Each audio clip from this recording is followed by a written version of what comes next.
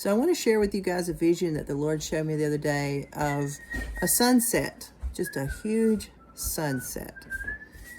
And in the midst of that sunset was the silhouette of a person, of a woman or a man. I couldn't make out really. And I can remember feeling like I wanted to figure out who it was. I was like, who is this person? You know, who is the silhouette of? And it was just the silhouette of the head of the person. I couldn't tell anything else. And then suddenly there was this loud voice that said, "Well done, thy good and faithful servant." And then I woke up, and it was morning, and I went on about my day. I really didn't think much of it. I did question it to start with, obviously. I was like, God, what are you trying to say to me? What are you trying to say? But I didn't trouble myself over it. And then later on that evening, at about 5 o'clock, I went into my prayer closet and started reading the Bible. And but I wasn't satisfied. So I thought about reading this chapter that my husband had been beckoning me to read. And it was Matthew 25, which was the parable of 10 talents. And he kept asking me to read the parable of the 10 talents. But at the time, I was studying other things that were, whatever suitable, I guess, for me in the moment. But so I went and I read it. And when I did, it obviously stood out at me why God had said, "Well done, thy good and faithful servant." So in Matthew chapter 25, I'm going to read that real quick to you so you can understand then why I'm sharing this with you. It is because I believe that this was meant to be shared. I do believe with all my heart God gave that to me to share with others. So in Matthew chapter 25, it begins, "At that time, the kingdom of heaven will be like 10 virgins who took their lamps and went out to meet the bridegroom. 5 of them were foolish and 5 of them were wise. The foolish ones took their lamps but did not take any oil with them. The wise ones, however, took oil in jars along with their lamps. The bridegroom was a long time in coming, and they all became drowsy and fell asleep. At midnight the cry rang out, 'And here's the bridegroom. Come out to meet him.' Then all the virgins woke up and trimmed their lamps. The foolish ones said to the wise, 'Give us some of your oil.'" I lost my place when he jumped up here. "Give us some of your oil. Our lamps are going out." "No," they replied, "there may not be enough for us and you. Instead, go to those who sell oil and buy some for yourselves." But while they were on their way to buy oil, the bridegroom arrived, and the virgins who were ready went in with him to the wedding banquet, and the door was shut. Later the others also came. "Lord, Lord," they said, "open the door for us." But he replied, "Truly I tell you, I don't know you. Therefore keep watch, because you do not know the day or the hour." Because you don't know the day or hour. Again, it will be like a man going on a journey. Here he goes again with another parable. This essentially saying the same thing. Again, it will be like a man going on a journey who called his, turn the page, servants and entrusted his wealth to them. To one he gave 5 bags of gold, to another 2 bags, and to another 1 bag, each according to his ability. Then he went on his journey, and the man who had received 5 bags of gold went at once and put his money to work and gained 5 bags more. So also the one with 2 bags of gold gained 2 more. But the man who had received 1 bag went off and dug a hole in the ground and hid his master's money.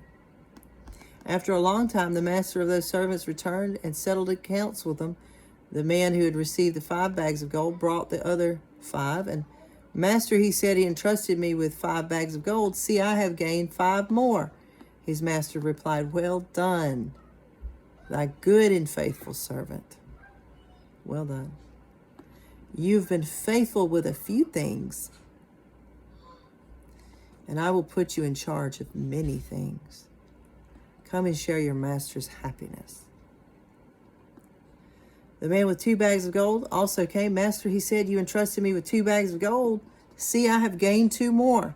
His master replied, well done, good and faithful servant. You have been faithful with few things, and I will put you in charge of many things. Come and share your master's happiness. The man who had received 1 bag of gold came.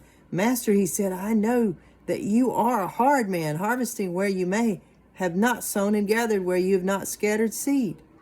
So I was afraid, and I went out and hid your gold in the ground. See, here is what belongs to you. His master replied, you wicked and lazy servant, you knew that I harvest where I have not sown and gather where I have not scattered seed. Well then, you should have put money on deposit with the bankers, so that when I returned, I would have received it back with interest. So take the bag of gold from him and give it to the one who has 10 bags. For whoever has will be given more, and they will have an abundance. And whoever does not have, even what they have will be taken from them. And throw that worthless servant outside into the darkness, where they will be weeping and gnashing of the teeth. So essentially, this is not the King James Version, so you guys just know that this is the NIV right here. So it's not exactly worded the same, but it means the same. This is the last part of the chapter, y'all. This gets a little bit, it can get for me, a little emotional because it's so precious. So y'all bear with me if it does get that way for me. But when the Son of Man comes in his glory and all the angels with him, he will sit on his glorious throne. All the nations will be gathered before him, and he will separate the people one from another, as a shepherd separates the sheep from the goats. He will put the sheep on his right and the goats on the left. Then the king will say to those on the right, come, you who are blessed by my Father. Take your inheritance. He said, take your inheritance. The kingdom prepared for you since the creation of the world. For I was hungry, and you gave me something to eat. I was thirsty, and you gave me something to drink. I was a stranger, and you invited me in. I needed clothes, and you clothed me. I was sick, and you looked after me. I was in prison, and you came to visit me. Then the righteous will answer him, Lord, when did we see you hungry and feed you, or thirsty and you give you something to drink? When did we see you a stranger a stranger and invite you in, or needing clothes and clothed you? When did we see you sick or in prison and go visit you? And the king will reply, truly I tell you, whatever you did for me, whatever you did for one of the least of these brothers and sisters of mine. Thank you, baby. Okay. I gave you your original Bible. You did. Whatever you did for one of the least of these brothers and sisters of mine, you did for me. Then he will say to those on the left, depart from me, you who are cursed, into the eternal fire prepared for the devil and his angels. For I was hungry, and you gave me nothing to eat. I was thirsty, and you gave me nothing to drink. I was a stranger, and you did not invite me in. I needed clothes, and you did not clothe me. I was sick and in prison, and you did not look after me. They also will answer, Lord, when did we see you hungry or thirsty, or a stranger, or needing clothes, or sick, or in prison, and did not help you? He will reply, truly I tell you, whatever you did not do for one of the least of these, you did not do for me. Then they will go away to eternal punishment, but the righteous to live. The righteous to eternal life.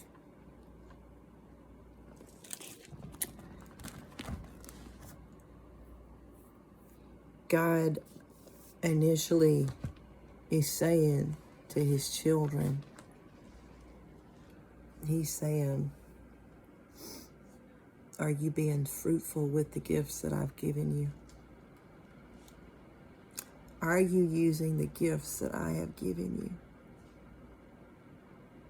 Are you being fruitful with these gifts? So, again, I say, let these words live in your heart today. Give these words a chance in your heart to be what they are: the truth, the way, and the life. Don't let these words. Jesus paid a price so that we would have that blessing of having these words written on the tablets of our hearts as Christians. They're a gift. These are a gift to us. This is our power. This is our strength. This is our sword. This is our shield. This is our everything. And without it, we're nothing. What I say has no merit over what he just said. What he says is all that matters. It's all that matters. Love overcomes all things. So let's love one another by being the fruit of the earth, the fruit of the Spirit, letting the fruit of the Spirit work through us. So y'all have a great day. Love you. God be with you.